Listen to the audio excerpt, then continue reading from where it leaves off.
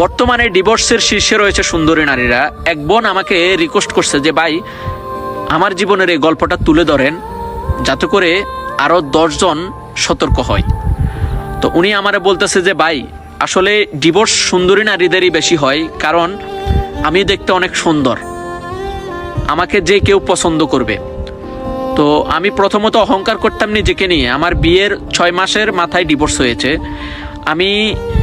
আমি আমার হাজব্যান্ডকে সবসময় ইগনোর করতাম, কিংবা ঠিকমতো ভালোবাসা দিতাম না, কারণ আমি দেখতে সুন্দর। আমি সবসময় নিজেকে অনেক কিছু মনে করতাম। তারপর আমার পরিবারও বলতো যে সবসময় আমার মেয়ে অনেক সুন্দর, আমি চাইলে অন্য জায়গাতে বিয়ে দিতে পারি, বা এখান থেকে নিয়ে অন্য জায়গাতে দিতে পারবো, তুই কোনো টেনশন করিস না। আমারে বুঝাইতো আমার ফ্যামিলি। তারপরে আমি আমার শ্বশুর শাশুড়িকে সম্মান করতাম না, উল্টাপাল্টা কথা বলতাম সব সময়। তাদের সাথে আমি ঝগড়া লেগে যেতাম সব সময়। তো এই কারণে আমার ডিভোর্সটা হয়েছে, যে তারা অসহ্য হয়ে শেষমেশ তারা আমার কাবিনে যত টাকা পাইতাম তত টাকা দিয়ে আমাকে ডিভোর্স দিয়ে দিছে। আমিও রাজি হয়ে গেছি, আমার পরিবারও বলতেছে চলে আয়, আসার পর আমরা তোর নতুন জায়গায় বিয়ে দেব। তারপর বিয়ে কি দিবে, উনি বলতেছে যে ভাই আমার ডিভোর্স হওয়ার পরে আমি আমার বাপের বাড়িতে মানুষের কথায় ভাই আমার সহ্য হয় না। আমার ভাই বোনে আমারে যেভাবে কথা বলে, আমার মা বাবাও আগে সুন্দর ছিল, সুন্দর সুন্দর কথা বলতো ডিভোর্সের আগে। ডিভোর্স হওয়ার পরে সবাই আমাকে অবহেলা, ইনসাল্ট করে। পরে ওই বোনটা বলতেছে যে ভাই জীবনের সব থেকে বড় ভুল করেছি আমি আমার হাজব্যান্ডকে ডিভোর্স দিয়া। এখন আমার পরিবারের কথা আমার সহ্য হয় না, আমি না পারি মরে যেতে, না পারি দুনিয়াতে বাঁচতে।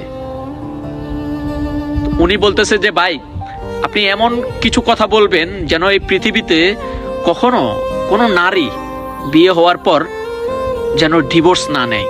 যত কষ্টই হোক আগের হাজব্যান্ডকে ধরে রাখার জন্য, আগের স্বামীকে শক্ত করে ধরে রাখতে।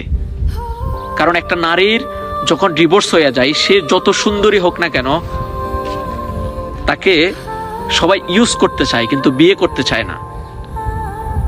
তারপর ওই বোনটা বলতেছে ভাই আমার আজকে ডিভোর্স হয়েছে অনেক দিন, কিন্তু সবাই বিয়ের জন্য আসে, সবাই দেখে পছন্দ করে, কিন্তু সবার আবদার, কেউ 5 লাখ টাকা চাই, কেউ 6 লাখ টাকা চাই, সবাই টাকার জন্য আমাকে বিয়ে করতে চায়।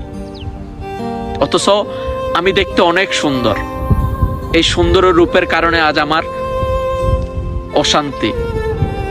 তো সবার উদ্দেশ্যে একটা কথাই থাকবে আমার, এই পৃথিবীতে মানুষ যখন ডিভোর্স হয়ে যায়, আমি মনে করি ওই বোনটার কথা শুনেও ডিভোর্স হওয়ার পর কোনো পুরুষ তাকে বিয়ে করতে চায় না, তাকে ইউজ করার জন্য তার সাথে কথা বলতে চায়।